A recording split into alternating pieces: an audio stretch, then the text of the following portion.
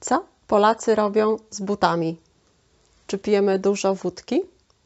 Dzisiaj stereotypy o Polakach. Zapraszam.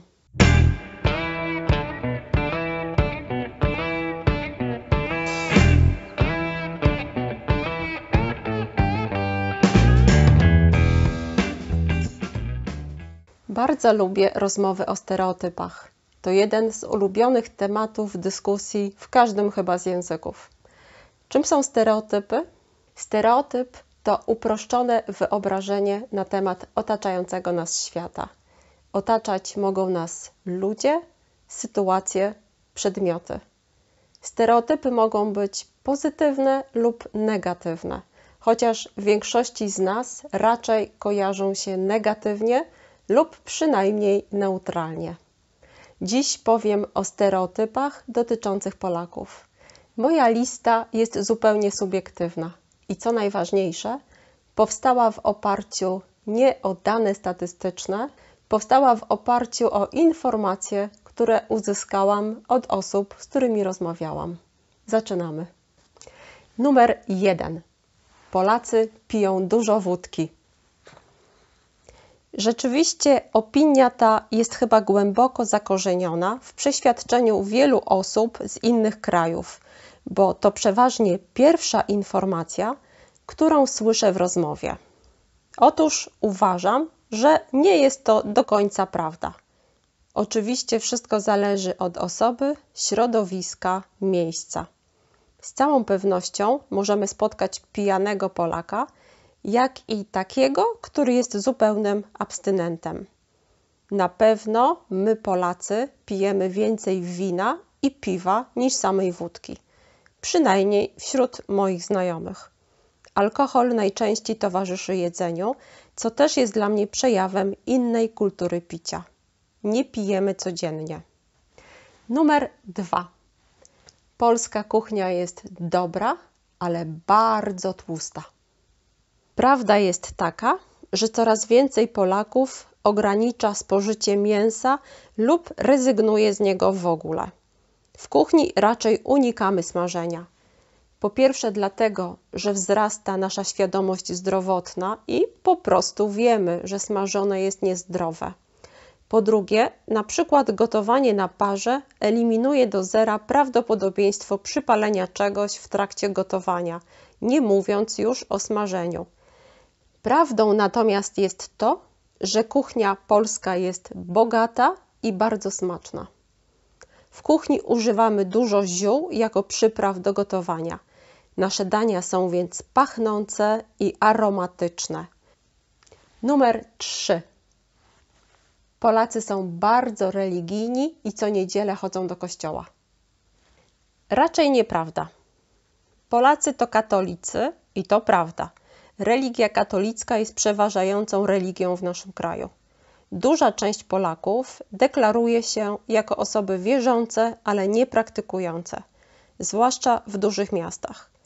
Tendencja ta pewnie ulegnie zmianie, jeśli powiemy o małych miasteczkach lub wsiach.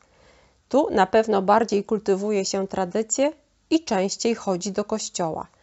Czy rzeczywiście co tydzień? Tego nie wiem.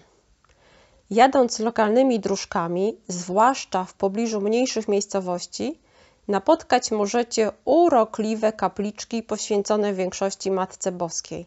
Są one najczęściej bardzo zadbane, ozdobione świeżymi kwiatami, niezależnie od pory roku.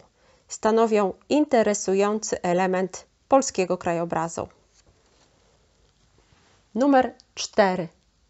Polacy są bardzo gościnni. Generalnie to prawda. Polacy są gościnni. Lubimy mieć gości, chociaż w czasach wszechobecnych telefonów komórkowych raczej nie ma już zwyczaju spontanicznego odwiedzania się, tak zwanego wpadania do kogoś w gości. Lubimy mieć gości w domach, lubimy się też szykować na takie wizyty. Lubimy zapraszać gości na kawę. Jeśli jesteś zaproszony na kawę, oznacza to, że najprawdopodobniej poczęstujemy Cię kawą lub herbatą i na pewno czymś na słodko. W domach lubimy upiec ciasto, jeśli spodziewamy się gości.